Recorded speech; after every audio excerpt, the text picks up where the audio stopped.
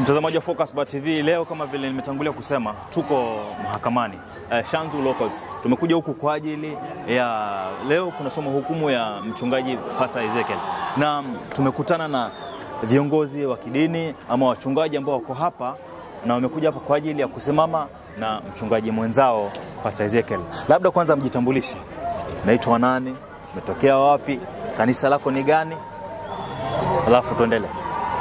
Asante sana. My name's Pastor Nicholas, mostly known as Pastor Israel. Okay. Mountain of Faith Church, coming from Maximum Miracle Center. Okay. Maximum Miracle Center, Nairobi. Okay. Na wewe ndugu? Naitwa Pastor Nicholas Nzioki. Mimi nimetoka Nairobi.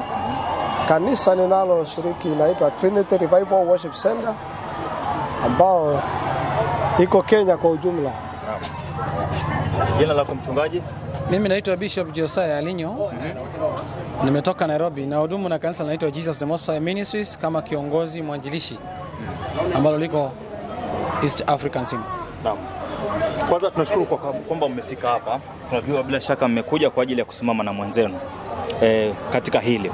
Lakini tunataka tufahamu msimamo wa kanisa tangu mashtaka yamesomwa ama tangu mchungaji ametuhumiwa, na umekuwa ni gani msimamo wa kanisa? Kwanza na nafikiria sababu yenye imetuleta ni hiyo kesi ya Pastor Ezekiel, na kwa sababu inahusu kanisa tuko na interest kujua zaidi kuliko vile tunajua, kwa sababu ni jambo linahusu mchungaji na kanisa, na sisi tukiwa vile viongozi wa kanisa tuko hapa sio ati kwamba tuseme Ezekiel hajafanya kosa ama amefanya kosa, lakini kile tungepata kufahamu zaidi ni kuelewa yale mashtaka yamemshtaki ni yapi, na je ni ya kweli ama ilifanyikaje, kwa sababu kufikia sasa na vile tumesikia hata kutoka wakili hatujaweza kuelezewa ya kwamba ameshtakiwa kuhusu nini, bali kile tumesikia ni kwamba ako under investigation na court ilikuwa inamweka ndani kwa siku 30. Ni vigumu sana mtu awekwe kotini kwa siku 30 bila kuweka mashtaka. So ndio nataka tusikize uamuzi wa leo, wanaamua hivi na ni yapi, kama ameshtakiwa kivipi.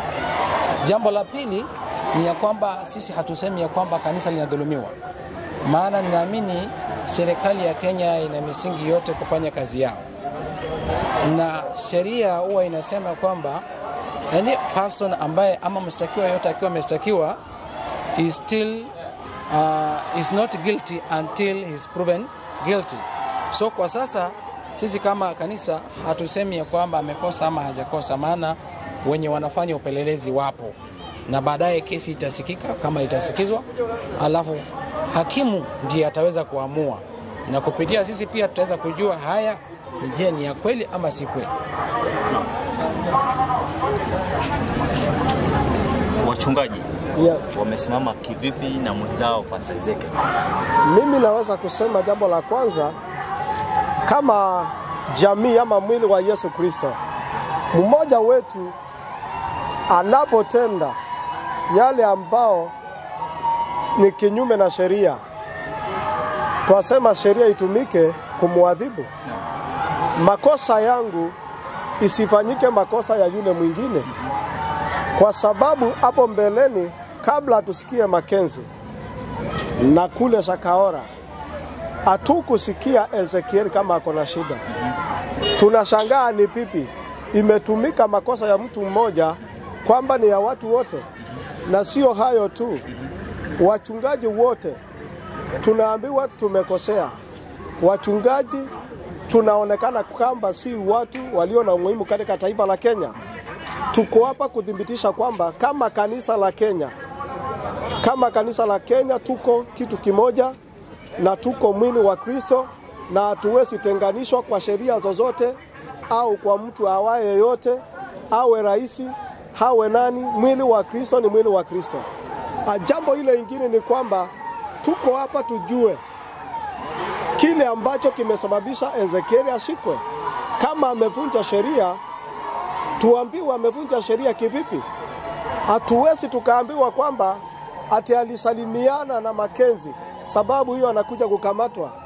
Hiyo haijaturidhisha, ndio maana tumekuja na tufuatilie, tujue isiwe ni kama vile zamani katika Matendo ya Mitume 12. Biblia inasema kuna Herode alikamata mtume na akaua mmoja na akaona inapendeza watu. Tuko na habari kwamba kuna wale wamesukuma hii, wale ambao wanafurahia sana na wanataka kanisa zifungwe. Maana ingekuwa ni Ezekieli peke yake angekamatwa yeye, kanisa haingefungwa, maeneo ya maombi haingefungwa.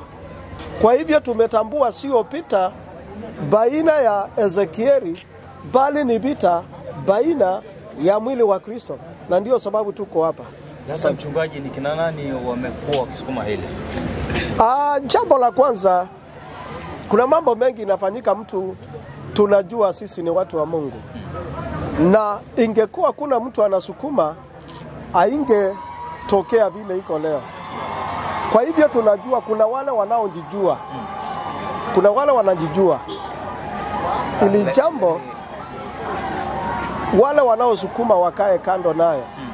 Maana sisi tunahubiri injili na tunatumikia Mungu na tuna shida na mtu awaye yote, lakini wajichunge wale ambao wanaisukuma.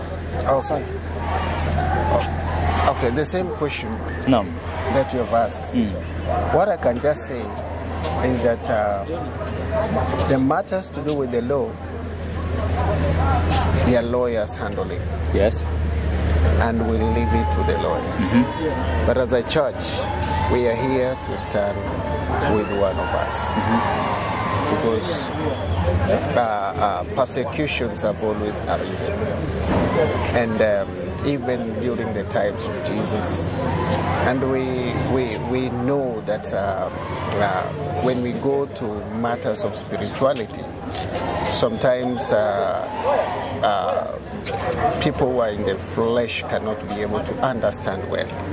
So we understand that persecutions do arise, and the root cause of it is satanic attacks and afflictions against one of us. So we are here to stand together with him, to let him know that we are behind him. So, Pastor, you want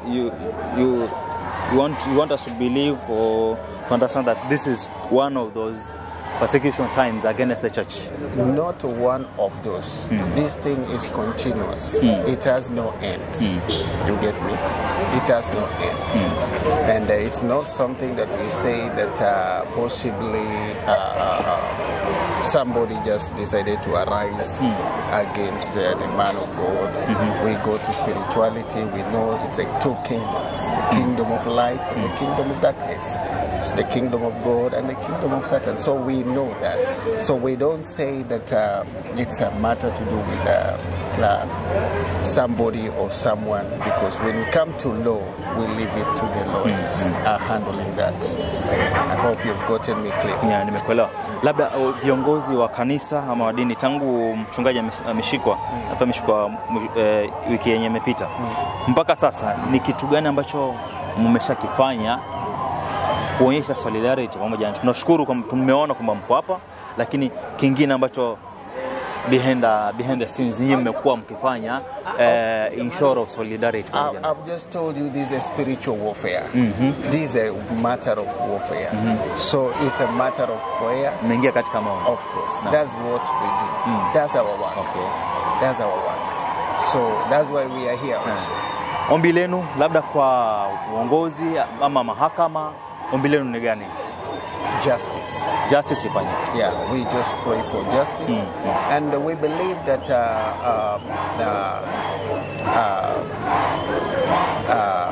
the lawyers are there to deal with that matter. Okay. And we leave it to the courts and the lawyers.